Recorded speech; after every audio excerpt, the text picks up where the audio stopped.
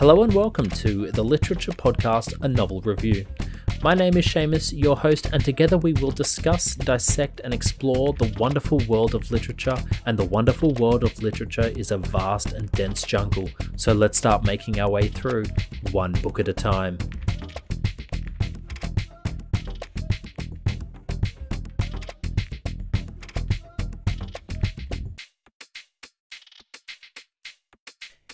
Hey everyone, welcome back to another episode of A Novel Review, a literature podcast unearthing the world of literature one book at a time.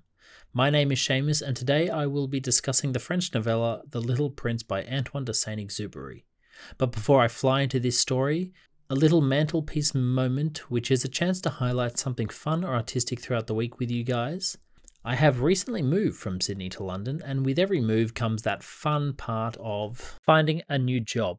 And since coming to London, I've been keeping it's not a daily diary, but it's sort of a way to pencil down a scene from my day. And the point of it is to sort of capture something from my day that, I can then sort of write down and keep my writing skills or hone my writing skills in a way that it's a bit creative while also recording something from my life. So this is one that happened the other day as I was going for a job interview. And it goes a little something like this. Another job interview. The question: do you think you'll be good at this job?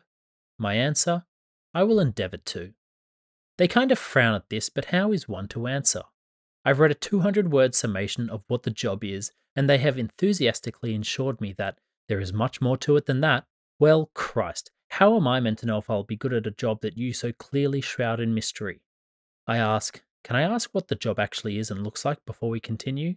Their response: there will be an opportunity at the end for your questions. And I entitled this one, Job Interviews for Jobs I Don't Even Want.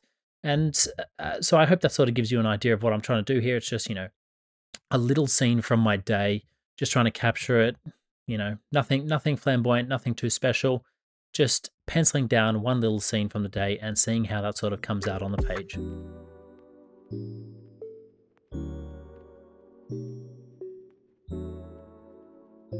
Okay, on with the show, the reason you have gathered here, The Little Prince.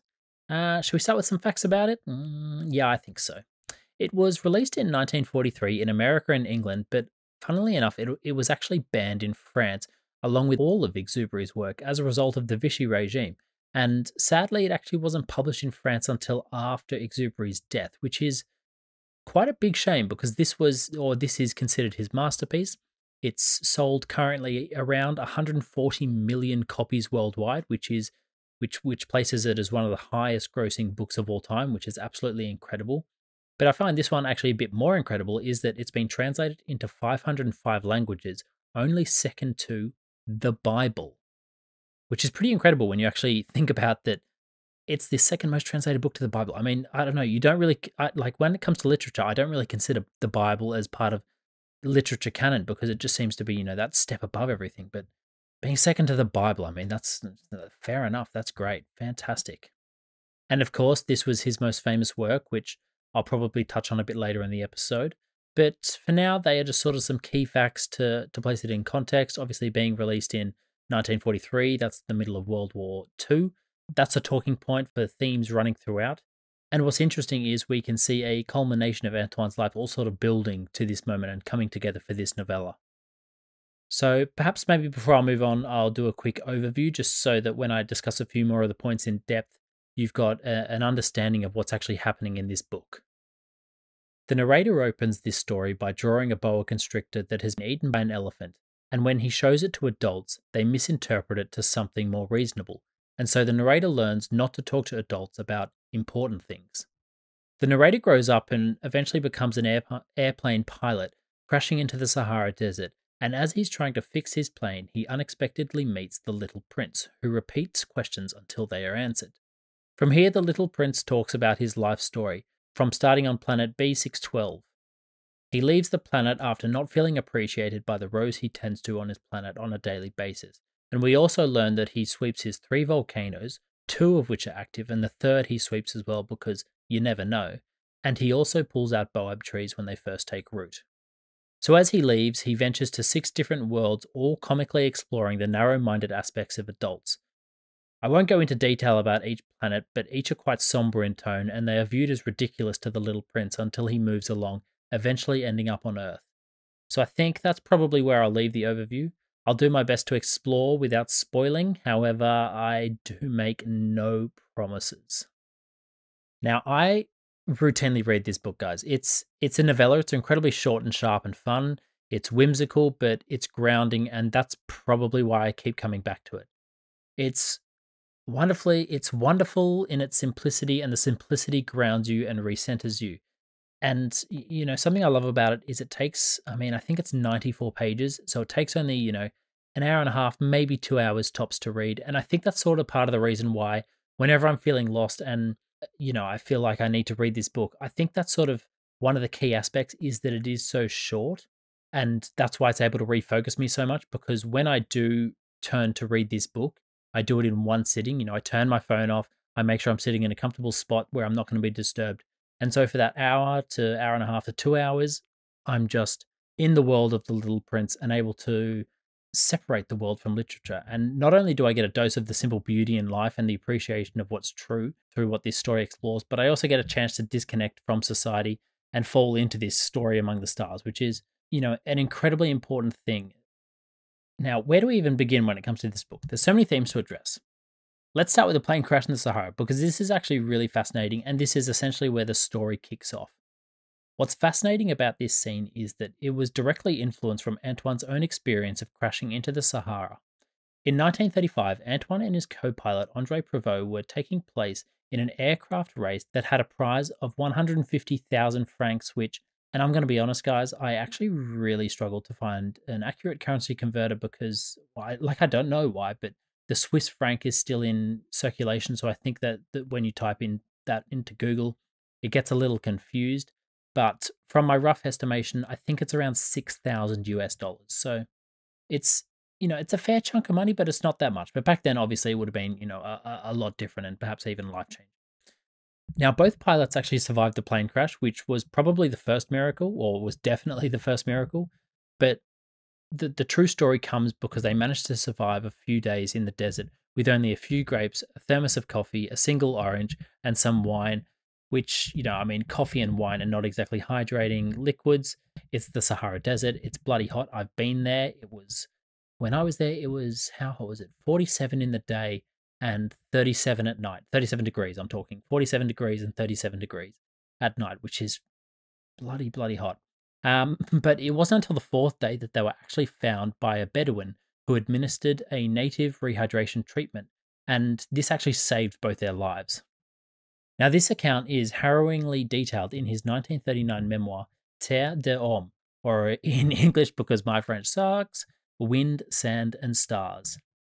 Now, what's fascinating about this is you can see the foundations of fantasy and wonder in this piece that directly goes in to feed the Little Prince. Wind, Sand, and Stars is such a rich piece of literature, and I think lots of people, don't read it, but I think a lot of people don't even know it exists because it's lost in the shadows of the Little Prince.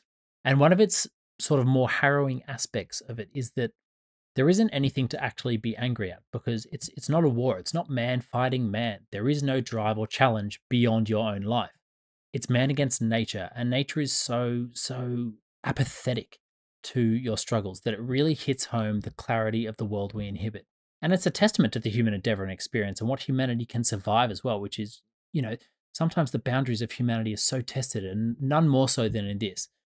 Another really, I guess, fascinating aspect of this is the Little Prince, or whenever anyone writes a book, it's always a culmination of different layers of the author's life that have gone into, to build layer upon layer of personal experience. And it's kind of fun to sort of sit above it in the sense that we're past it, we're past his life, and we can look down upon it from the position of history. And so because of that, we can trace the origins and make sense of moments that he himself might not have even understood in that particular moment.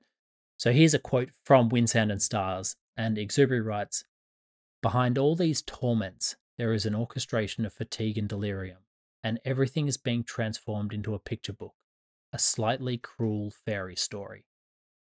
And so he's written this and published it in 1939, and that's a fascinating line because it's what he was feeling at the moment. You know, you think you're going to die of dehydration in the Sahara Desert, and it's sort of difficult in that moment to see how big something can be and how it can influence something without even understanding it. And anyone that's read The Little Prince knows that he has also illustrated a lot of images that appear throughout the story. But it's also funny that he calls this episode a slightly cruel fairy story, which then, of course, he transforms. He takes this idea of pain, which is such a beautiful thing to take this moment of pain and struggle and human suffering and turn it into this really wonderful childish exploration of the human endeavor and almost human stupidity in a sense. You know, a few episodes ago I spoke about how it's difficult in the moment to understand how something can influence your life, and whenever we look back on the past, we always think if we could just change one small thing about it, about the past, you know, how that would influence and change the future so dramatically. And yet, whenever we're in the present, we never understand those small moments as being so influential upon the future. So it's always fascinating to look back and sort of almost tear wind, sand, and stars apart line by line and actually see the foundations of the Little Prince forming. So I don't know. Let's crash into the Little Prince now. Too soon? You'll be fine, just like Antoine was. Um, this is a fantastic little book, and I think it actually has a lot of wonderful depth to it. And you know, like I just explored some of the depth there, but let me be clear: there's actually so much happening here, and I think a lot gets passed over you. Some people read it thinking it's just a children's story. Some people read it for the innocence, some for the love, some for the contemporary issues. And look, I mean, there's no right or wrong answer here. All are great, but I'll try unpack or touch on at least most of them. And this is very bold, I know. Firstly, I just want to give a shout out because there's something incredibly rich about children's stories because the writer can't write from an adult perspective as a child.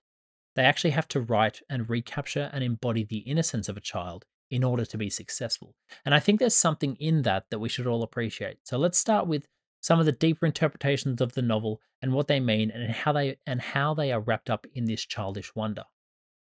Speaking of the human experience, one can't ignore the fact that this book was released during World War II. I might now read a passage from the story and then discuss it in a bit more depth.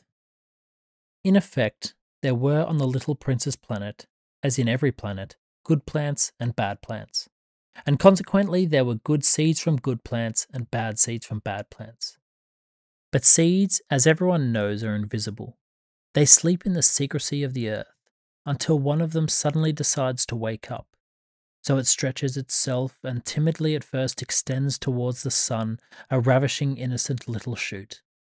If this happens to be a sprig of radish or the beginnings of a rose bush, you can leave it to grow wherever it wishes. But if it turns out to be a bad plant, you must root it up at once, the very instant you recognize it. Now, there were some terrible seeds on the Little Prince's planet, namely those of the baobab tree. The soil of the planet was infested with them, and a baobab, if you tackle it too late, can never be got rid of afterwards. It clutters everything. It will bore right through the planet with its roots, and if the planet is too small and the baobabs are too numerous, they will finally make the planet explode. The baobabs in this passage, at least the way I read the passage, is Nazism. Bad seeds that sprout, but importantly, it discusses how baobabs start off small, and when they are small, they are easily handled. It's only when we turn our backs upon them, upon these ideas, upon these baobabs, do they sprout and take root in this sense, in the planet, but in society, and from there they are much harder to control. Now, of course, this is an easy read given the book was released in World War II, but it's also can be applied to sort of a larger aspect of life that, you know, for instance, when a child hits another child or swears, we tell them off and discipline them and help them we discipline them in that moment so that in the long run they become more appropriate and kind individuals participating in society. So it's that kind of aspect. But obviously coming out in World War II, it's easy to see how Nazism could be the reason for this. I mean, especially since all his writings banned in France as well, which is, you know, quite a big thing. But also running through this story, there's the honesty of death. And this culminates in the ending. Now, I won't spoil the ending, but the little prince says that his body is just a shell for his existence. Now, that's a beautiful idea, but this line and subsequent idea is said to have been inspired from Antoine's own brother, who on his deathbed is quoted to having said, "Don't worry, I'm all right. I can't help it, it's my body." And it's this really mature, nice, poignant idea. Our souls aren't dying, just our bodies. And it's the idea that death can hold some dignity and future for us that is really inspiring and also comforting in these moments. But of course, these are just some of the reasons that feed into the actual reasons I return to this book. While good and adding a surprising amount of depth to a book, the reason I come back to this book is the childish sense of wonder, that unheeded inspiration and questioning, particularly in the opening passage of the boa constrictors eating an elephant confused for a hat.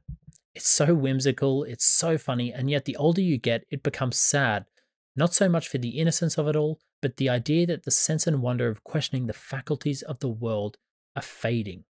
Children ask any questions because they haven't been shut off by reality, by society, and that's, it's so important that we foster these sort of questions and encourage them. And this is really a testament to Antoine's writing, to elicit such an honest portrayal of a child's point of view while probing the truth of adult life. There is nothing quite as exposing of the ridiculousness of the world than a child's directed questions. But these directed questions take skill to unearth. Now, a few weeks ago, I read a quote from Anne Patchett's The Dutch House, and I'll read it again now because I think it sort of navigates this struggle quite well. Patchett writes, "But we overlay the present into the past. We look back through the lens of what we know now, so we're not seeing it as the people we were. We're seeing it as the people we are, and that means the past has been radically altered."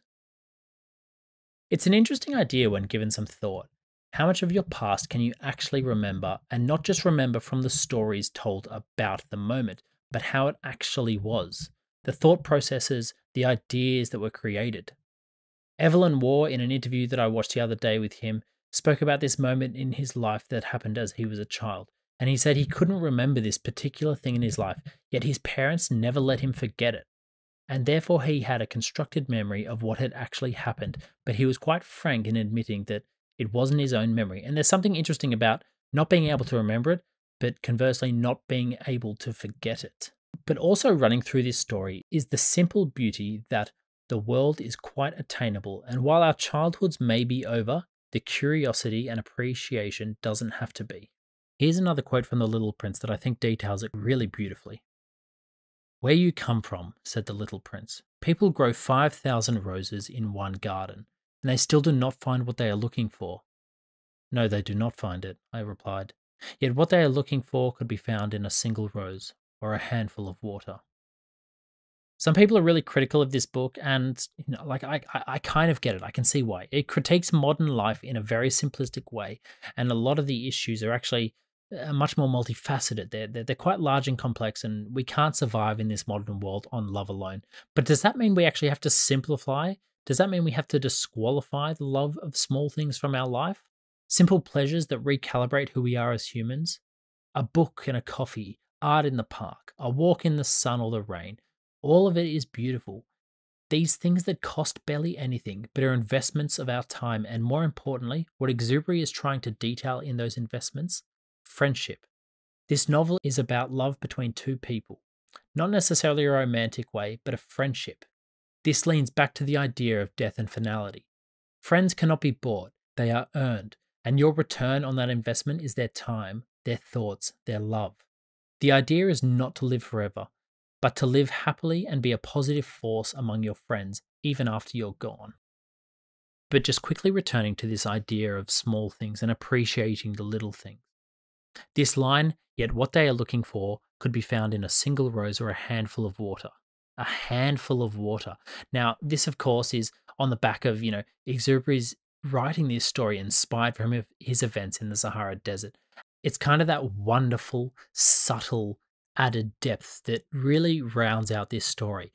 This story was written from someone who actually survived and lived these kind of moments in quite a harsh and austere situation. And again, I think it's just those little moments, a handful of water, that in those moments he would have really, really loved a handful of water. And it's just these simple lines that I think really add a wonderful depth to this story. But getting back now to the ideas of friendship. A friend offered some advice the other week, and he didn't even really offer it. He just kind of said it in passing, and he said, "Life doesn't have to be a struggle." And I don't think he realized how simple and beautiful it was. Now, of course, he wasn't commenting on people who are struggling through life, Life doesn't have to be that hard if you just do this. He's not being an idiot, you know. He's aware of the rising cost of living, inflation, etc., etc. He didn't mean it to touch on the woeful things in the world because we don't need any more of that. But it was more the idea that while it's good to have structure, you can break free and be guilt-free. You can stay up late. You can wake up late. The world won't end because one day your world will end. Claude Monet once said, "Everyone discusses my art and pretends to understand, as if it were necessary to understand, when it's simply necessary to love." And it's the same with this book. Some people, when I've spoken to them about it, are really up in arms about it, saying things like it's not high-class literature, it's childish, it's a children's book. Like, yes, that's exactly the point of it. It's not trying to be the best written book ever. Indulge a little in the story, in the ideas. Not everything has to be a struggle for meaning. Here's another quote from the book. It goes, "The people, there are some I believe, maybe 6 or 7. I caught sight of them several years back, but one never knows where to find them. The wind drives them hither and thither. You see, they have no roots, which makes life very difficult for them." And in this quote, I think he's talking about how we chase things, we chase meaning. And again, this can be directly inspired from The Crash, I think, because in those moments where he's on the first, second, third day of living in the Sahara Desert or starving in the Sahara Desert, you know, he's gotten to the stage where he's stopped sweating, when his tongue would feel like the Sahara itself. In those moments, he's probably questioning and thinking, was it worth it? Did I really need to chase this victory for this competition? Did I really need the money? Did I need to chase it? And it's a double-edged sword, I get that, because exploration, innovation, these kind of ideas help propel society forward. And I don't think he's saying you should just accept your lot in life and be, you know, comfortable in what you've been given. But what I think Exupéry is trying to elicit is that we should appreciate the journey you are taking more than the desired outcome. And I think that's a really beautiful sentiment, and I think that's a great place to kind of end without spoiling any more of the book. So that was Antoine de Saint-Exupéry's The Little Prince. A rating, well, for me, it has to be a 5. I mean, it's probably the book I've read the most in my life because it is so short.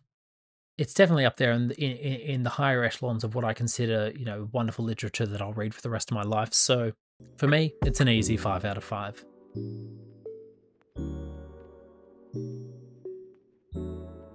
So what am I reading this week?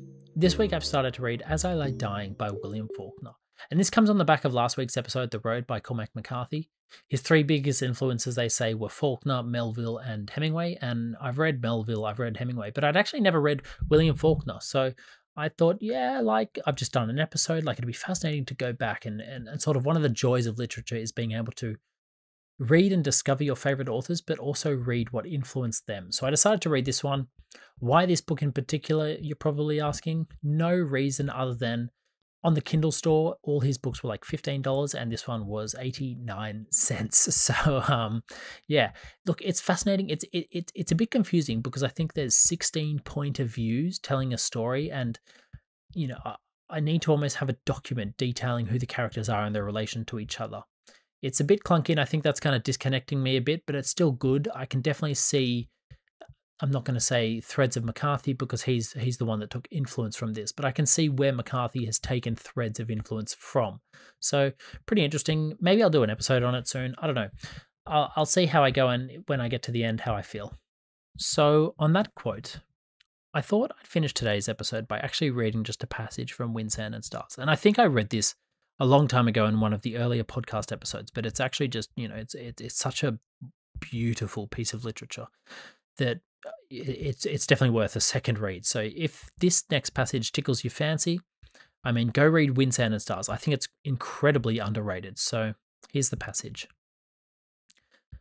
And even if the journey is a pleasant one, the pilot flying alone somewhere on his section of that route is not simply a witness to a scene. He is not admiring the colours of the earth and sky, the marks of the wind on the sea, the gilded clouds of twilight. They are the objects of his meditation. Just as the rustic farmer walking over his land foresees in 1,000 signs the coming spring, the danger of frost, the prospect of rain, so the professional pilot deciphers signs of snow, signs of fog, signs that the night will be a blessed one. His machine, which at first seemed to distance himself from the greater questions of nature, in fact subject him even more rigorously to them. Alone within the vast tribunal that is the stormy sky, the pilot is a contention for his mailbags with three elemental divinities: mountain, sea, and storm.